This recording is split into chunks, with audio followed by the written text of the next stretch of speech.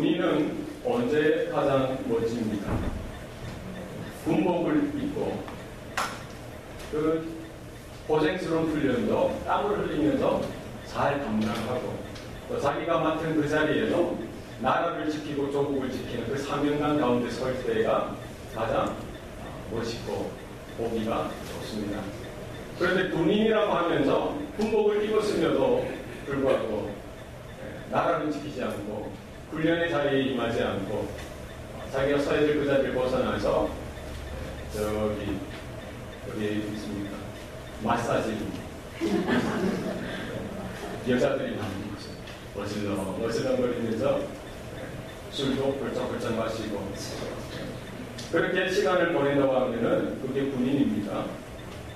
너무나 참 암담한 현실이 되겠죠. 우리 학생들은 어떨 때 희망적입니까? 조금 머리가 부족해도 공부하는 그 자리, 어디 도서관에, 학교에서 열심히 맡겨진 공부에 임하는 것, 학업에 열중하는 것. 도서관에 앉아있으면 요즘 도서관은, 대학교 도서관은 24시간 하는 데가 많죠. 예전에 저희 할 때는 뭐 10시, 11시 되면 이제 불을 끄고 나가라고 하는데 그 시간이 아까운 거예요. 집에 가기 싫은 거예요. 뭐 하고 싶어서? 공부가. 너무 공부하는 게 좋고 감사해서 공부하는 시간이 아까운 거예요.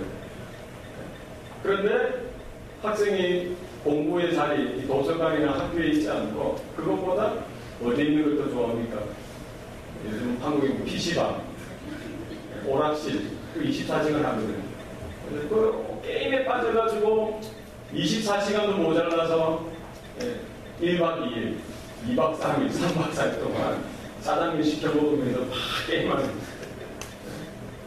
만약 그런 대학생이 있다고 하고 그런 학생이 있다면 얼마나 그 인생이 절망적이겠습니까? 우리 가정주부는 어디에 있어야 보기가 아름답습니까?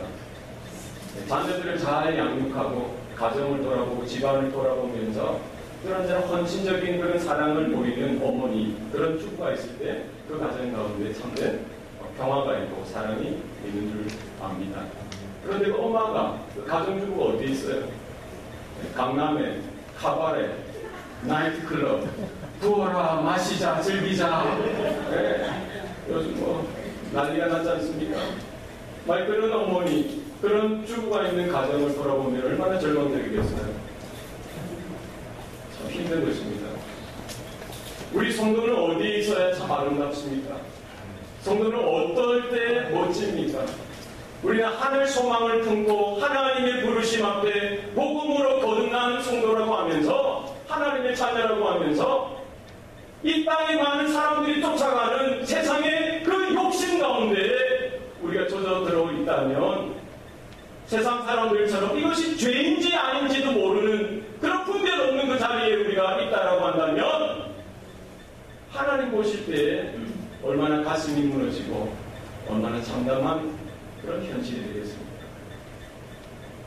초대교회 그 우리 믿음의 선조들이 살았던 그 시대는 결국 신앙의 그 믿음의 그 모습을 유지하기에 결코 쉽지 않은, 녹록지 않은 그런 현실이었을 것입니다.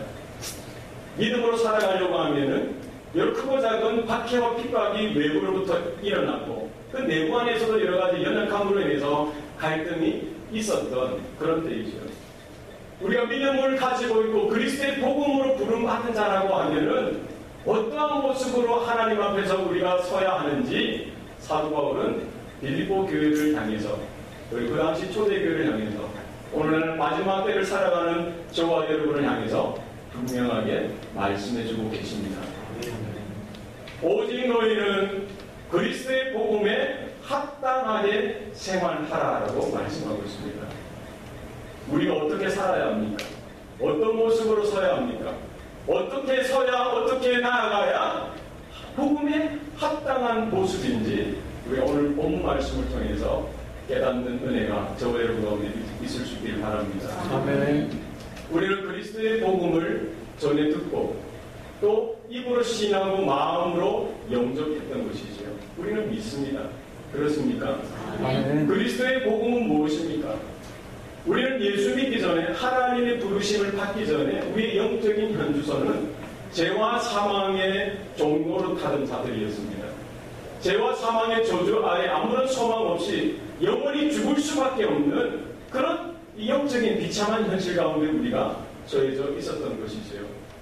그런데 하나님의 아들이신 예수께서 이 땅에 성육신하시고 이 땅에 오셔서 십자가에 달려 죽으실 때의 모든 피와 물을 흘리시고 모든 인류의 그 죄의 문제, 사망의 문제를 그 십자가의 죽으심과 부활을 통해서 해결해 주신 줄 믿습니다. 누구든지 예수의 이름을 부르기만 하면, 누구든지 그 예수의 십자가의 은혜를 바라보기만 한다면 하나님의 자녀가 되는 권세, 하나님의 백성이 되는 권세를 허락하신 줄 믿습니다. 소망 없던 자, 절망 가운데 있던 저와 여러분에게 바로 주 예수 그리스도의 십자가, 그 소식이 우리에게 복음인 것을 우리는 믿습니다. 그 예수의 십자가의 복음을 전해 듣고 믿음으로 받아들인 초대교회 성도들, 그 빌립보 교회 성도들을 향해서 사도 바울은 외치기를 뭐라고 외칩니까? 오직 너희는 그리스도의 복음에 합당하게 생활하라라고 말씀하고 있는 것입니다. 우리가 믿으면 믿는 대로 생각하고 믿는 대로 행하는 것이 중요한 것입니다. 내가 믿기만 하고 내가 믿습니다 침도 튀면서 믿습니다 하면서 생활을 되찾아내면은 그것이 힘든 것입니다. 우리가 입술로 고백한 대로 우리의 삶이, 우리의 모습이 따라가는 은혜가 있기를 바랍니다. 아멘. 그리스도의 복음에 합당하게 생활하라 라고 했습니다. 그리스도의 복음에 합당하게 생활하라. 이 합당하게 생활하라는 말은 홀리듀 에스테라는 이 그리어입니다. 시민답게 살아라라는 거죠. 시민답게. 그 당시에 어떤 시민이 있었습니까? 로마 제국의 시민. 로마 제국의 시민은 어떻게 살아갑니까? 로마 제국의 시민은 로마 제국 시민답게 살아가야 하는 것이죠. 누가 로마 제국의 시민이 될 수 있습니까? 아버지와 어머니가 로마 제국의 시민이면은 그 자식들도 자동적으로 로마 제국의 시민이 되게 될 것입니다. 아니면 그 로마 황제와 로마 제국에 있어서 혁혁한 공을, 아주 위대한 업적을 세우는 자들은 또 황제가 이렇게 임명해서 로마 제국의 시민으로 삼아주는 것이죠. 또 드문 경우이긴 하지만 많은 돈을 로마 황제에게, 로마 제국에게 이렇게 바치는 경우에 또 로마 제국의 시민으로 또 이렇게 삼아주는 경우가 있었던 것입니다. 로마 제국의 시민으로 산다는 것은 얼마나 큰 특권이고 영광이고 자랑인지 그 당시에는 아주 대단한 것이었어요. 그 로마의 그 영광이, 로마의 그 보호가, 그 강력함이 그 시민 한 사람 한 사람에게 후광으로, 배경으로 늘 언제나 자리 잡고 있는 것이죠. 어디 가든지 뭐가 자랑입니까? 나는 로마의 시민이다. 이러면 다 해결되는 거예요. 다 문제가 해결되는 그런 시대입니다. 오늘 사도 바울은 본문 말씀에 있어서 너희는 그리스도의 복음에 합당하게 생활하라고 말씀하고 있습니다. 이 말씀은 무슨 말입니까? 우리는 하나님의 자녀, 하나님 나라의 시민, 하나님 나라의 백성답게 살아갈 것을 분명히 말씀하고 있는 것입니다. 우리는 관념적인 믿음에 머물 때가 많죠. 우리가 생각에만 이 믿음이 머물 때가 많습니다. 그러나 우리가 실천하고 살아가는 우리 삶 가운데에 우리의 믿음이, 우리가 믿는 그 복음의 놀라운 영향력이 나타나고 드러나야 할 줄로 믿습니다. 네. 여러분 당당하시기 바랍니다. 네, 여러분 돈 좀 없다고 고개 숙이지 마세요. 공부 좀 못한다고 여러분 머리치 박지 마시기 바랍니다. 네, 하나님 지혜 주십니다.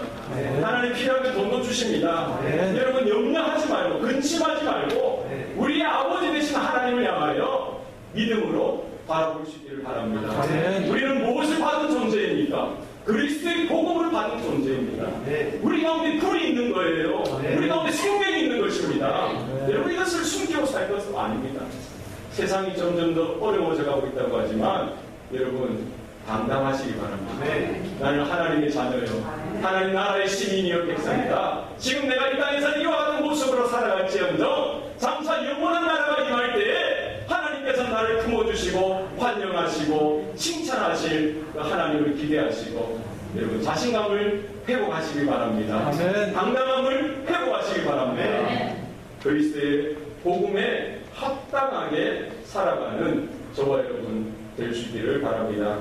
오늘 27절 중반절에 보시면은 이는 내가 너에게 가거나 떠나 있으나 이는 내가 너에게 가거나 떠나 있으나 이 무슨 말입니까?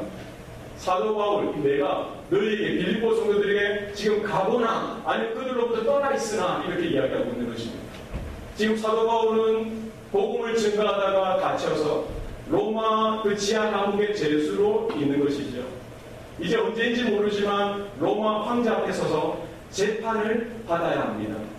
그 재판의 결과로 인하여 무죄로 중면되어지면 석방이 되어지고 그렇게 자기가 만나기 소원했던 빌립보 교회 성도들을 이렇게 찾아가거나 아니면 그 재판이 잘못되어져서 지금처럼 영영 그들로부터 떨어져 있으나 지금 사도 바울이 빌립보 교회 성도들을 향한 마음은 무엇입니까? 그럼에도 불구하고 너희들은 그리스도의 복음에 합당하게 생활하는 자들이 되라라고 말씀하고 있는 것입니다. 여러분 복음에 합당한 삶은 무엇입니까? 우리가 독립적인 믿음으로 성장하는 것입니다. 목회자여 영적인 아비인 사도 바울이 빌립보 교회 성도들과 함께하면 얼마나 좋겠습니까? 그러나 여의치 않아서 이렇게 떨어지고 영영 떨어지는 그런 상황에 있더라도 그 빌립보 교회 성도들 한 사람 한 사람이 어린 영적인 신앙에 머무는 것이 아니라 늘 언제나 하나님의 소원을 자신의 소원으로 품고 하나님의 그 기대 하나님을 향한 온전한 믿음을 가지고 복음 가운데 사명 가운데 채워지기를 사도 바울은 원하고 또 기대하고 있는 것이죠. 여러분 우리 목회자가 다 해주면 얼마나 좋겠습니까? 사도 바울이 그 빌립보 교회 성도들 하나하나를 다 이렇게 가슴으로 낳고 복음으로 이렇게 낳았는데 그 한 성도 한 성도를 다 품고 끝까지 책임지면 얼마나 좋겠어요. 그러나 그것이 다가 아니라는 거예요. 지금 빌립보 성도들에게 있어서 사도 바울은 아주 큰 거목이고 그 사도 바울이라는 그 거목의 그늘 아래 지금 빌립보 교회 성도들의 믿음이 성장하고 자라왔던 것입니다. 이제 하나님께서 이렇게 허락하셔서 비록 사도 바울은 육신적으로 그들과 함께할 수 없는 그런 순간 가운데서도 그 빌립보 교회 성도들은 자신들이 하나님을 향한 온전한 믿음과 하나님이 주신 그 복음의 사명을 가지고 그 자리에 서 있기를 사도 바울은 간절히 원하고 있는 것이죠. 우리는 예수 믿을 때 처음 예수 믿으면 다 영적인 어린 아이와 같습니다. 그러나 그 자리에 머무는 것이 아니라 날마다 영적으로 성장하고 자라가는 일들이 있어야 하는 것입니다. 우리가 어린아이일 때는 엄마가 뭘 합니까? 먹을 것도 주시고 입을 것도 또 옷도 찾아 입히고 학교도 데려다 주고 하지 않습니까? 그러나 이제 중학생이 되고 고등학생이 되면 뭘 합니까? 스스로 하는 거예요. 스스로 숙제도 하고 스스로 맡겨진 일들을 하는 것이죠. 대학생이 되고 사회인이 되면은 자기가 어떻게 살아가야 될지 스스로 책임지고 독립적인 인격으로서 서가는 것이 부모의 기쁨이고 부모의 자랑이 되는 것입니다. 지금 사도 바울은 감옥에 갇혀 있지만 그 빌립보 교회 성도들 한 사람 한 사람이 그가 함께 하나 떠나 있으나 늘 언제나 믿음 가운데 영적으로 굳건히 성장해 나가는 것을 기대하고 기도하고 있다는 사실을 우리는 기억해야 합니다. 우리 교회도 마찬가지입니다. 여러분이 저를 바라보시면 안 돼요. 목회자 의존적인 신앙을 가지시면 안 됩니다. 여러분 한 분 한 분이 늘 언제나 하나님 앞에 예배자로서 있을 수 있기를 바랍니다. 여러분이 예배 시간뿐만 아니라 여러분의 집에서 여러분 성경 말씀을 읽고 하나님과 깊은 교제의 시간을 여러분 스스로 독립적으로 가질 수 있어야 합니다. 우리가 어떤 환경 가운데 처해질지 모르지만 하나님이 은혜 주시는 그 한도 내에서 여러분 한 분 한 분이 하나님과 직접 교통하고 하나님의 음성을 듣고 하나님의 기도의 응답을 누리는 저와 여러분 될 수 있기를 바랍니다. 그래서 건강한 성도는 목회자가 이렇게 저렇게 해서 하는 것보다 내가 하나님 앞에서 순전한 믿음을 가지고 교회를 섬기고 성도들을 돌아보고 목사님 제가 뭐 할 것 없어요? 이렇게 물어보세요 저한테. 이런 정도가 돼야 되지 않겠습니까? 그래서 건강한 신앙 균형 잡힌 신앙의 소유자로서 우리가 세워질 수 있기를 바랍니다. 27절 하반절 말씀에 보면은 너희가 한 마음으로 서서 한 뜻으로 복음의 신앙을 위해 협력하는 것과 복음에 합당한 삶은 협력하는 신앙이죠. 협력하는 신앙. 너희가 한 마음으로 서서 한 뜻으로 복음의 신앙을 위해 협력하는 것을 지금 사도 바울이 기대하고 있는 것이죠. 우리가 예수 믿는 것은 우리 개인의 믿음으로 구원을 받습니다. 그러나 내 개인의 신앙에만 머무는 것이 아니라 우리 고백적인 믿음을 고백하는 모든 성도들이 한 사람 한 사람이 예수 그리스도의 몸된 지체로 부름받은 줄 여러분 믿으시길 바랍니다. 내가 믿고 우리가 믿으면 우리 한 사람 구원받아서 천국 가는 건 맞습니다. 그러나 그게 다가 아니라는 거예요. 주님의 몸으로 우리가 구원받아서 주님의 지체로서 몸으로서 그리스도가 우리 머리로서 사랑하는 공동체를 통해서 우리가 서로 믿음으로 격려하고 위로하고 하나님이 불러주신 그 자리에서 하나님의 그 사명을 함께 협력하면서 이렇게 감당해 나가기를 하나님께서는 원하시고 계시는 것입니다. 네, 몸은 하나라고 하는데 생각이 두세 개, 10개, 20개 되고 마음이 두세 개, 10개, 20개 되면 그런 경우를 뭐라고 합니까? 너무 어렵습니다. 여러분 몸이 이잖아요. 여러분 마음은 몇 개인가요? 혹시 마음이 2개인 사람? 목사님 나 마음이 5개 좋네요. 나 마음이 넓은 사람이에요. 네, 그런 경우 뭐라고 합니까? 네, 정신분들이라고.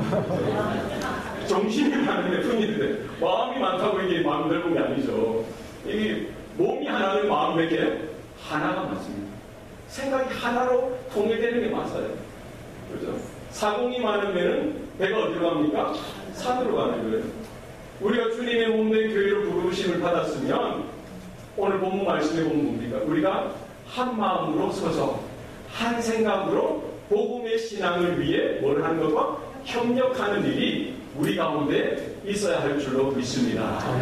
여러분 딴 마음 품지 마시기 바랍니다. 어떤 가정이 공감의 가정이에요. 남편은 남편의 생각대로, 아내는 아내 생각대로, 자식은 자식들 생각대로 다 딴 주머니를 찾는 거예요. 딴 마음을 품는 거예요. 얼마나 불행입니까? 얼마나 재앙입니까? 우리 교회인데, 주님의 몸된 교회인데, 목회자가 생각하는 거 다르고, 우리 장로님들 생각하는 것도 다르고, 우리 권사님들 생각도 저 다르고, 집사님 생각도 다 다르고, 500명 500명이 달라. 100명 100명이 달라. 그게 교회입니까? 아닌 것이죠. 그럼 뭐에 가깝습니까? 광인에 가까운 거예요. 몸이 하나님은 뭐다 하나다? 마음도 하나가 생각도 하나예요. 네.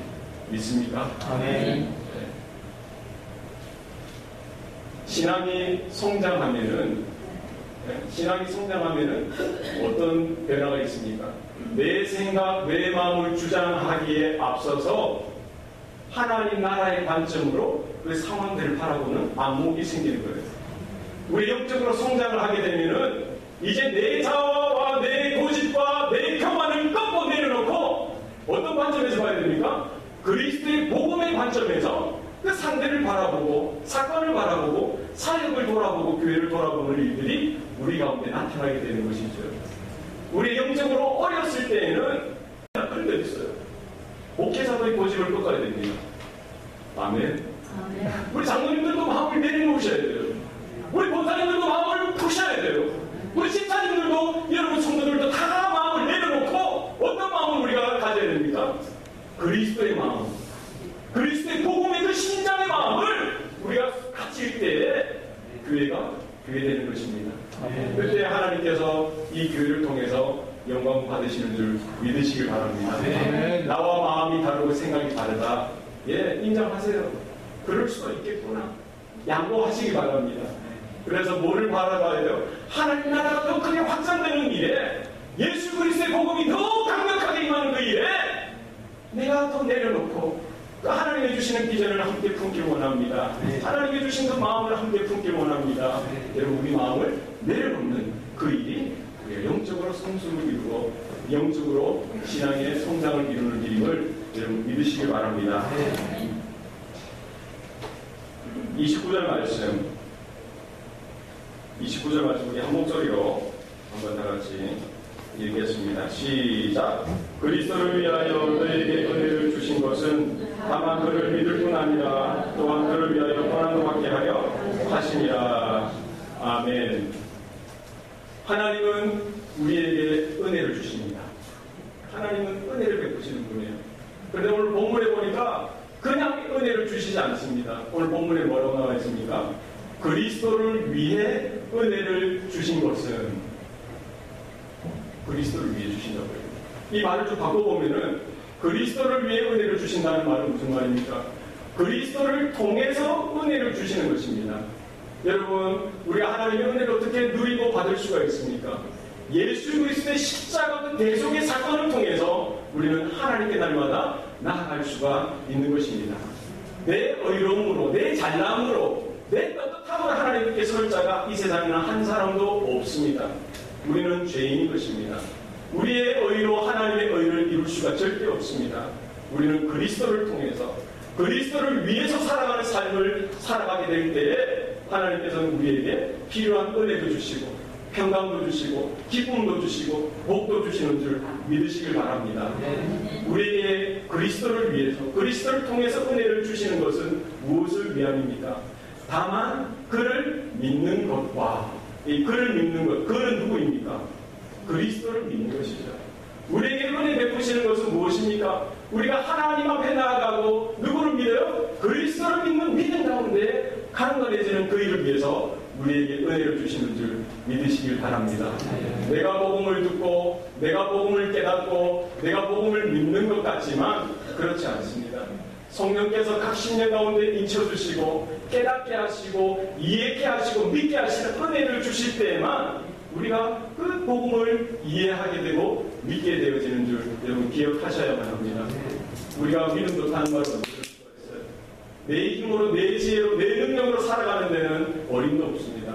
여러분 스스로를 의지하지 마시고, 여러분 눈에 보이는 그 어떤 누군가를 의지하지 마시고, 여러분 뱅크에 있는 어카운트 그 많은 돈을 의지하지 마시고, 여러분의 지혜나 경력을 의지하지 마시고, 하나님을 신뢰하시기 바랍니다. 그리스도를 의지하시길 바랍니다. 날마다 그리스도를 통해서 임하는 하나님의 은혜 가운데 저와 여러분의 믿음이 더욱더 강건해져가는 은혜가 나타날 수 있길 바랍니다. 그리스도를 위해서 우리에게 은혜를 주시는 것은 그를 믿는 것과 그 다음에 또한 뭐라고요? 그를 위하여 고난을 받게 하려 하십니다. 초대교회 성도들 그 믿음의 환경이 얼마나 불우했는지 모릅니다. 예수 믿는 것 그 하나 때문에 그들은 차별을 당해야 됐고 폄하 또 이렇게 천신을 당해야 했습니다. 박대와 박해를 경험해야 했던 것이지요. 그들이 그 고난과 같은 그 환경 가운데 그가 고난 가운데 믿음을 지킬 수 있는 것은 무엇이 있었기 때문에 가능한 것입니까? 하나님의 은혜가 있었기 때문에 가능했던 것입니다. 요셉이 형들의 그 배신을 당하고 노예로 팔려가는 그 순간 가운데 그리고 자신이 열심히 성실하게 하나님 앞에 믿음으로 살아가려고 했지만 오해를 당하고 배척을 당해서 깊은 감옥에 있을 그때에도 그가 믿음을 잃지 않았던 것은 무엇입니까? 하나님이 베풀어 주시는 은혜가 그와 함께 했기 때문에 가능한 것이죠. 사도 바울이 빌립보 감옥, 그 깊은 감옥 가운데 있어서도 마찬가지고 지금 로마 감옥 가운데 지금 거할 때도 마찬가지인 것입니다. 어떻게 그 고난과 그 환경을 이겨갈 수가 있는 것입니까? 하나님이 함께 하시는 은혜가 그 성도들에게 있었기 때문에 가능한 줄 믿습니다. 여러분 힘드시죠? 힘드십니까? 네. 하나님의 은혜를 구하시길 바랍니다. 네. 하나님 나와 함께 하시는 은혜, 하나님이 도우시는 그 은혜 가운데 우리가 설 수 있기를 바랍니다. 아멘. 우리 마지막 절 30절 다 같이 읽겠습니다. 시작. 너희에게도 그와 같은 싸움이 있으니 너희가 내 안에서 본바요 이제도 내 안에서 듣는 말이라. 아멘. 이 그와 같은 싸움, 이 그와 같은 싸움이 누구에게 있다고요? 이 빌립보 교회 성도들에게도 있다라고 사도 바울이 이야기하고 있습니다. 그럼 사도 바울 입장에서는 이 그와 같은 싸움이 누구에게 먼저 있었다는 것입니까? 사도 바울 자신에게 그와 같은 싸움이 있었던 것이지요. 이 그와 같은 싸움이 무엇입니까? 이게 영적인 전쟁이고 영적으로 나타나는 현상인 것입니다.